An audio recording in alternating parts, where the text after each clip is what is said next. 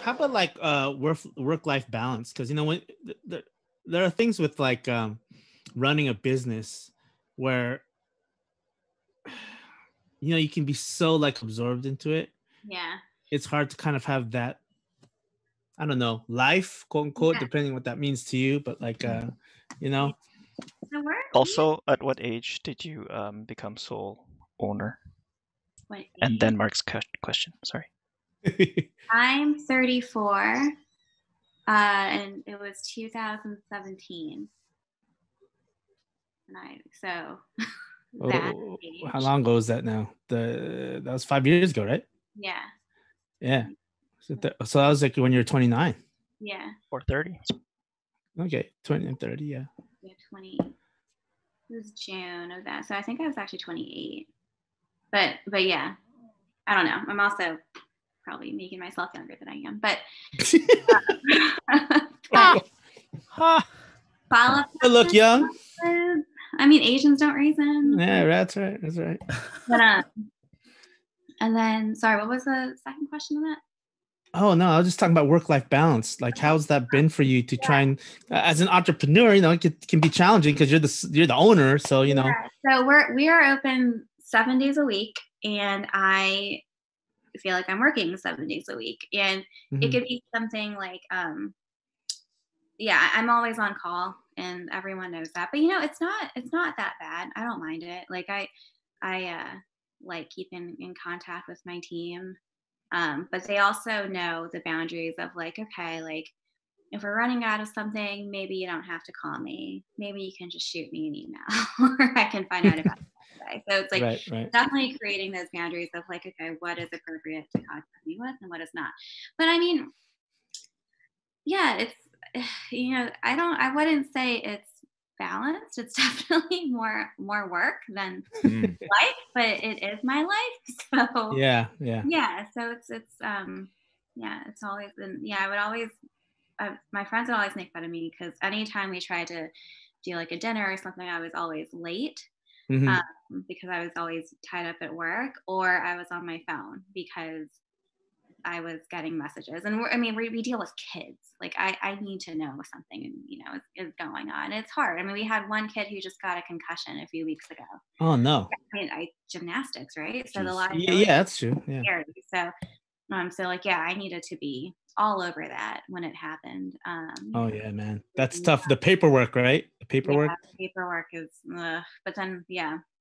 And also like, oh my goodness, I hope this kid is okay. What happened? Look at the cameras, record the camera. You know, like it's all these things go into something like that. And because of the nature of the business, with it being kids and with it being gymnastics, with it being parents that you deal with too, it can be a lot. But I will say that made me tougher. Like I can definitely take heat. I can definitely take criticism pretty easily. And it used to bother me a lot if a parent was unhappy with our program or with the teacher or whatever when I was younger. And then like as I get older, not that it rolls off my shoulder or anything, I don't care, but I definitely know how to handle something like that way more than I did years ago. Was that just from like how the process of learning how to let go of things? Was that, how did you go about that? Or was it just experience or? Definitely experience, and definitely a lot of self-help books. Like, right on. Yeah, just you know, not letting something, you know, completely overtake you, and then it, you know, carries on to everything that you do and how you treat people and how you go about your day. I mean, you develop a quick, you know, thick skin when dealing with parents and their kids. And I mean, God, yeah, right. I want to be. Yeah, of course I want to be accommodating and do everything right. I mean, these parents trust me, you know, and my team with their kids. So that's a big responsibility when they're in our space. Like totally huge. But yeah, I would definitely say a lot of reading. No one should ever sleep on books. And I think everyone should get a therapist or read self-help books. Yeah, I'm all for it, man. Like, you know, I recommend it for. Who's your go-to self-help mentors? May Brown. I really like her. I don't know if you guys have heard of Mel Robbins. She's on Audible. Mel Robbins, no? Mel Robbins? She created this, it's called the 5-second rule, where you just you just 5, 4, 3, 2, 1, and then like move on.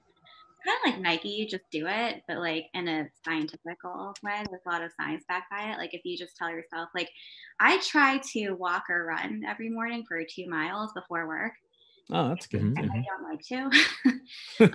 Then I'll like tell myself like 5, 4, 3, 2, 1, all right, get up. Like it creates like something in your mind to just like reshift, refocus, and like just go. So a lot of that, especially with it. Yeah. I've been using that a lot, actually. I reread her book twice during this whole pandemic, because being a small business owner in this environment, I mean, super depressing, like crazy depressing. So I have needed to like immerse myself in therapy and in books and like being around like really good people. And but yeah, I would definitely say Brene Brown and Mel Robbins. Cool. So what do you do for self-care, to revive and rejuvenate? I have tried so hard this season. When I say season, I mean this pandemic, to meditate, and I am just so bad at it. I mean, I have like 100 browsers like happening like all the same time, and they just keep like clicking and clicking and clicking, you know. I just can't snap out of it. I have attempted meditation. I try to work out. I've been doing pretty good, I must say. I was walking or running 2 miles before work. Yeah, that's a meditation in itself, honestly. Yeah, thank you. Yeah. Right? Okay. And I've been doing a lot of cooking, because to me that's a meditation in itself. Yeah. I'm like focused. Because meditation is mindful meditation is all it is focusing. Yeah. Focusing on fewer things than many things. So when you're walking, you're just walking, right? Sometimes like you're just focusing on your breath, because especially if you're doing more intense things. When you're doing food, you're focused because you want the food to taste good, or you don't want to cut yourself when you're cutting. So there's more focus. That's all it really is. Yeah. No, for sure. And like I've been trying. Actually, you are the perfect person to talk to you about this. I've been doing guided meditation, and there's an app. I think it's called like Timed or something like that. And it's like you can do like 1 minute of guided meditation. That's all I've gotten to so far, because I try. It's like the longest minute of my life, but at least like he guides you through the breathing, so what you're supposed to be thinking. And I'm like, okay, like. So I've been trying to do that. But yeah, like as you said, I should probably like not cut myself so short with that, because I did during like actual shutdown, when everything was shut down. I was like, you know what? I have nothing to do, because there was no business to run. So I was like, okay, I'm really gonna try cooking, because I can cook some basic things. I'm not a good baker, but like I can cook some things. But I did not know. I definitely came out a better cook than I have ever been in my life. Oh, that's awesome, man. Yeah, like 1 week I decided to do it by country. So 1 week I did Italy and Mexico. The week after I did Greek and Filipino. The week after I did Hawaiian, and I think I did Indian, and then I kept going and going. Yeah. But It's like I think it's I like heard you're traveling. Yeah, it's like traveling, even though you're stuck at home. Yeah, that was like my way of like traveling. I think John Kabat-Zinn, who's like really renowned for like mindfulness meditations. Last time I heard him, he was saying that a lot of like mindfulness was all about transforming our human doing into human being, and so in other words, the things that allow you to be a being, to be, is really, really kind of like the beginning of your own mindfulness. So cooking, if that's what allows you to be, then that would be the level of awareness, because each ingredient makes up something. And when you sit there and have the opportunity to ponder all of that and to gaze at it, it creates something of its own thing. And so I think we all have it. Actually, in fact, if we don't have that ability to give and to grow, then I think that's where the unhappiness lies. Starts setting in with people, because then we don't have anything to offer, and we don't have anything to kind of like blossom out of.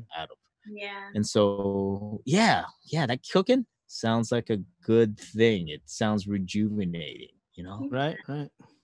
Yeah. And I think one of the things that all those things like cooking, walking, they can also, like when it comes to our spirituality, you can see it as prayer as well, And one of the things I find like that I love about our culture, especially when it comes to the dances, is that our dances are usually connected with ritual prayer. So, like when we're playing the gongs, like I mentioned this before, the gongs, you do all the prayer beforehand. Then when you play the gongs carry out that prayer. But when you're playing when you're playing the gongs and when you're dancing, like there's a certain mental focus. So our dancing in itself is it's mindfulness meditation. So like we have these aspects in our culture that that I find quite interesting. They don't call it mindfulness meditation because that's not they don't have that that kind of wording towards it, but it's our spirituality. So it's there. It's in our culture, Even like the resonance of the gongs. Like I've spoken to a lot of like people about it, or people have spoken to me about it. Like I'll post a video on Instagram or whatever of the kids playing the gongs, and then I'll get messages from people from Seattle. It'd be like, oh yeah, man, anytime I hear the sound of the gongs or something, it'll take me back or whatever. And it's like like we've spoken about this before, where it's like the sound connects us to our ancestors, like not to sound Pocahontas or whatever, but it is kind of like that, you know what I mean? And in that sense, like that is a form of how one can meditate and whatnot. It's totally. Very like it's very, that's true. It's very woo woo, but at the same time, like it like you can't explain it to people that don't understand it. But for us, like anytime I talk to somebody from Bebop or anywhere else that is Igorot and has experienced this, or even someone like my brother, who we all grew up here in Canada, but they're like a very young age, we did hear like the gongs and chanting back home. And like anytime like he'll hear something like that, he'll recognize it, because it's something from not only our childhood, but like in a deeper sense, part of our culture, like part of our DNA in a sense. Yeah, and it's important to note that, because our gangsa has a functionality to it. Our dancing has a functionality to it. And so like like one of the uncles told me over here, in his context is coming out of Bontok, where he's from, and he was telling me how like when people would come back from headhunting trips, of course, the first thing they're going to play is like a talibang or balangbang, right? So the concept of doing that is it's not just a victory dance. The people would say, oh, it's a victory dance. They came back from headhunting trip and stuff like that, But the idea of it was to put the warrior's mind back into focus, so that it's a way of dealing with PTSD. Because they just came back from a fight. And so one of the ways to handle that is to get into a mode, almost like a hypnotic mode, to kind of like center yourself. And then you do it with your community. And that changes everything, because then everybody's mind kind of like settles on that beat together. And it was a functionality to prevent that young warrior from having PTSD, So and there is like a whole, even though they do like these the old days, they would do these like headhunting things.